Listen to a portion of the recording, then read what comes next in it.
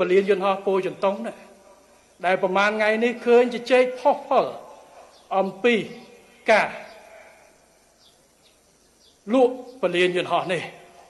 ខ្ញុំឃើញអ្នកខ្លះគឺថាច្បាស់ណាស់ពលានយន្តហោះនេះរដ្ឋាភិបាលលក់ឲ្យក្រុមហ៊ុនឯកជន5 ដល់ 10 ឆ្នាំមុនតើបានមកពីណា5 ដល់ 10 ឆ្នាំមុនយើងមិនទាន់ធ្វើគ្រោងធ្វើពលានយន្តហោះថ្មីផងមានគ្រោងទៅពលានយន្តហោះចាស់កន្លែងណាបើមានសុំឲ្យឯកសារទាំងមកគេលោកខ្ញុំបណ្ដឹងព្រោះមានតែ2នាក់ទេដែលមានសិទ្ធិនៅក្នុងការសម្រេចដោះដូរកន្លែងណាគឺសម្ដេចតេជោដែលជាអតីតនាយករដ្ឋមន្ត្រីនៅក្នុងអាណត្តិមុនហើយរូបខ្ញុំជានាយករដ្ឋមន្ត្រីនៅក្នុងអាណត្តិនេះហើយយើងទាំង2នាក់អត់ដែលបានដឹងអំពីគម្រោងនៅក្នុងការលក់ពលានយន្តហោះពោធិ៍ចិនតុងទៅណាអញ្ចឹងអ្នកដែលនិយាយអ្នកដែលជជែកគ្នាខ្ញុំសូមឲ្យបញ្ចប់ម៉ោងនេះស្មើនេះគឺគ្មានគោលការណ៍ហើយពីមុនមកគឺគ្មានគោលការណ៍កន្លែងណាដែលថាសម្រាប់លក់ពលានយន្តហោះនេះឲ្យទៅឯកជននោះទេសំណួរសួរថាមានអត់ឆ្លើយខ្លីថាអត់មានមិនដែលមានទេហើយក៏គ្មានគម្រោងក្នុងការលក់ពលានយន្តហោះនេះដែរសូមបញ្ជាក់ឲ្យច្បាស់ខ្លីប៉ុណ្ណឹងពីមុនមកយើងធ្លាប់មានគណៈកម្មការមួយនៅអាណត្តិមុនដឹកនាំដោយអាដាមជាសភារាគឺហៅថាគណៈកម្មការអន្តរក្រសួងពិនិត្យផ្លូវច្បាប់លើកិច្ចព្រមព្រៀងដែលកំពុងអនុវត្តដើម្បីរៀបចំកិច្ចព្រមព្រៀងថ្មីសម្រាប់ពលានអន្តរជាតិភ្នំពេញនិងខេត្តបរសៀនអនុគណៈកម្មការនេះការងារគឺដើម្បីចរចាការគ្រប់គេថាសិទ្ធិនៅក្នុងកិច្ចប្រតិបត្តិមិនមែនចរចាដើម្បីដោះដូរពលានទេពលានយន្តហោះរបស់យើងតាំងពីឆ្នាំ90ជាងមកគឺយើងមានកងត្រាផ្ដាច់ពុកពួយជូនដល់ក្រុមហ៊ុនបារាំងសម្បទានបារាំងគឺក្រុមហ៊ុន SCA នៅក្នុងសិទ្ធិនៅក្នុងប្រតិបត្តិមិនមែនសិទ្ធិជាម្ចាស់ទេម្ចាស់របស់ពលានយន្តហោះបច្ចុប្បន្នពីអតីតកាលគឺនៅតែជារដ្ឋលេខាធិការដ្ឋានអាកាសចរស៊ីវិលគឺរដ្ឋដដែលឯកជនក្រុមហ៊ុន SCA គឺមានសិទ្ធិនៅក្នុងការប្រតិបត្តិទេ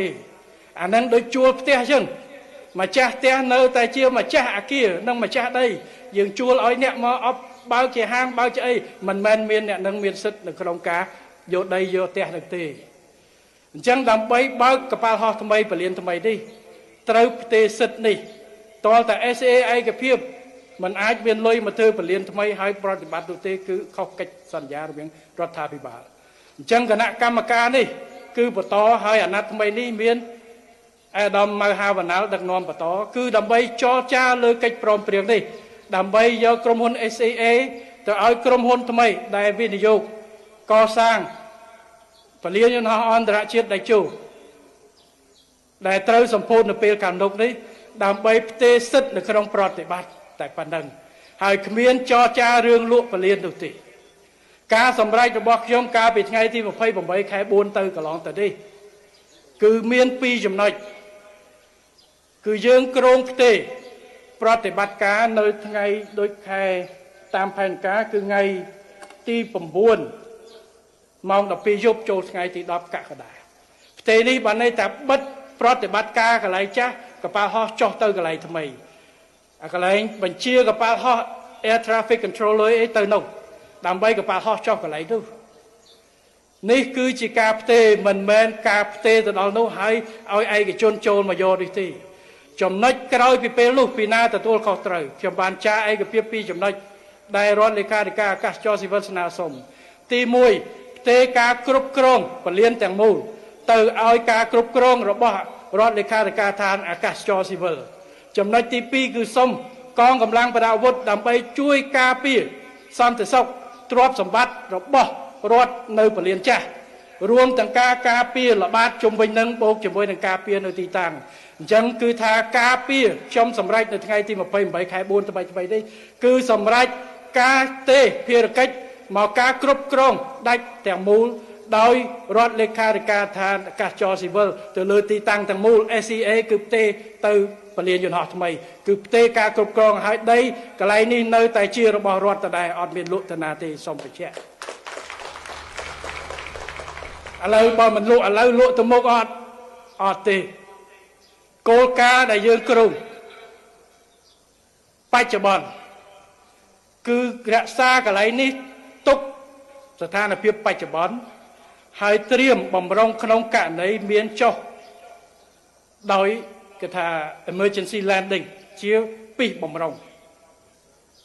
ការគ្រប់គ្រងរបស់អាកាសចរស៊ីវិលប៉ុន្តែយើងអត់មានលទ្ធភាពទៅបំពាក់គ្រឿង air traffic controller នៅពលានហោះនេះទេហើយទី2ក៏វាពាក់ព័ន្ធទៅនឹងកិច្ចសន្យាជាមួយ SCA នៅក្នុងការគ្រប់គ្រងតែសម្រាប់បច្ចេកទេសកន្លែងនេះចុះឧទ្ធម្ភាគចក្របានហើយបើសិនជាចាំបាច់ក្នុងករណីមួយដែលមាន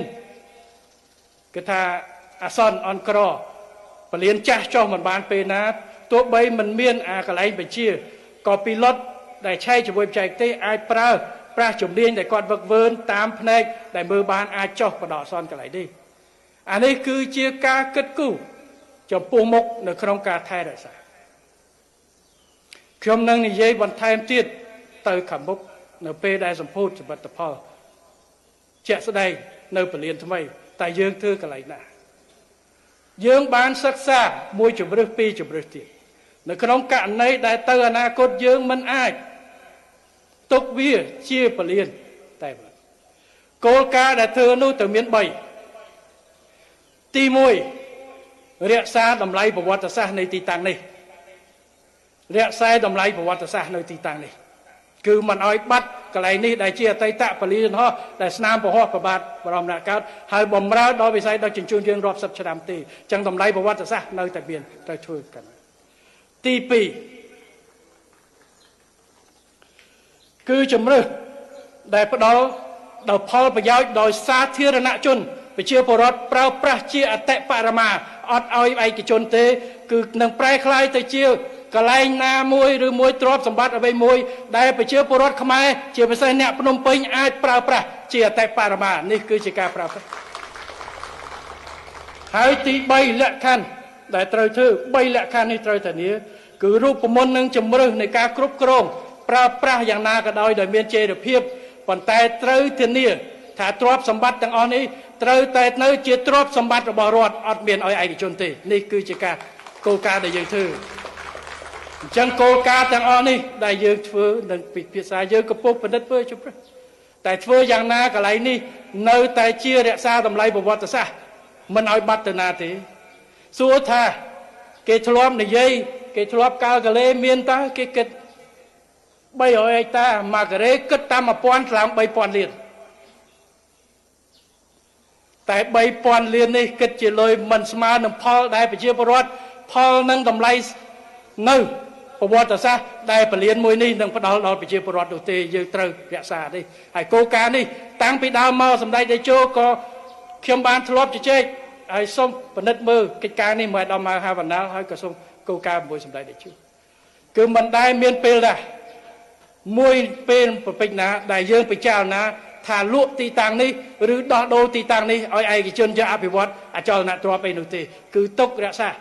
ដើម្បីផលប្រយោជន៍សាធារណៈហើយសំខាន់បំផុតនៅតែជាអចលនទ្រព្យរបស់រដ្ឋដដែលទៅថ្ងៃអនាគតសូមបញ្ជាក់ប៉ុណ្ណេះសូមបញ្ចប់ការជជែកដេញដោលគ្នាទៅបាទសូមជជែកហើយពីណាថាបើមានកងត្រាគោលការណ៍ដែលរដ្ឋសញ្ញេមានសចូលណឬកន្លែងណាដែលថារដ្ឋលក់ឲ្យឯកជនណាសូមមកឲ្យមកខ្ញុំមកបាទព្រោះបើសិនជាខ្ញុំហើយសម្ដេចតេជោមិនសញ្ញេផ្ដល់គោលការណ៍គ្មានពីណាមានសិទ្ធិទេកៃឡូពីណាគេទៅតំណាងឲ្យខ្ញុំទៅធ្វើចរចាខ្ញុំទៅតែគ្មានគោលការណ៍របស់រាជរដ្ឋាភិបាលធ្វើទេគ្មានពីអតីតកាលគ្មានបច្ចុប្បន្នកាលហើយអនាគតក៏គ្មានដែរសូមបញ្ជាក់ហើយបើឯកជនណាចង់មកចែកចៅទីតាំងនេះដើម្បីយកទៅអភិវឌ្ឍដោះដូរថាខ្ញុំសូមឲ្យទៅរកកន្លែងផ្សេងទៅកន្លែងនេះទុកជូនប្រទេសជាតិនិងប្រជាពលរដ្ឋទ្រព្យសម្បត្តិសាធារណៈសម្រាប់ទៅអនាគតរបស់យើងខ្ញុំសូមបញ្ជាក់ប៉ុណ្ណឹងដោយខ្លីចឹងខ្ញុំសូមបិទវងកញ្ចក់ប៉ុណ្ណឹងចុះបាទថាចាំរហូតដល់ខែ7ចាំនិយាយ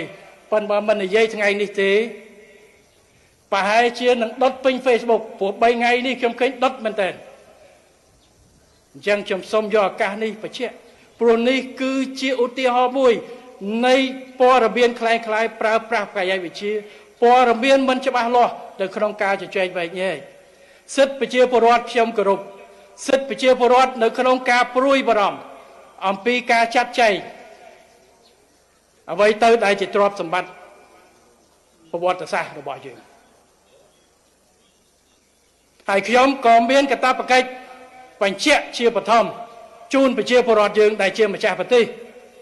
ជាពិសេសអ្នករាជធានីភ្នំពេញសូមបញ្ជាក់ថាគ្មានការលក់ដូរឬគ្មានការឯកភាពឬគម្រោងនៅក្នុងការលក់ដូរដែលធ្លាប់រាជរដ្ឋាភិបាលបានសម្រេចហើយនៅពីមុនមកឬទៅសម្រេចឥឡូវនេះឬមួយទៅថ្ងៃអនាគតនោះទេគឺគ្មានប្រែក្លាយកន្លែងនេះទៅជាទ្រព្យសម្បត្តិឯកជនណាទេគឺទៅជាទ្រព្យរបស់រដ្ឋការប្រើប្រាស់ដោយចីរភាពជាផលប្រយោជន៍សាធារណៈគឺជាទិសដៅសំខាន់ដែលយើងនឹងអភិវឌ្ឍកន្លែងនេះឬបំរុងទុកទៅជាកន្លែងសម្រាប់ចុះពលានយន្តហោះក្នុងកម្រិតតាមួយប៉ុន្តែសូមបញ្ជាក់ឲ្យច្បាស់គឺវានឹងនៅតែជាទ្រព្យរបស់រដ្ឋដដែល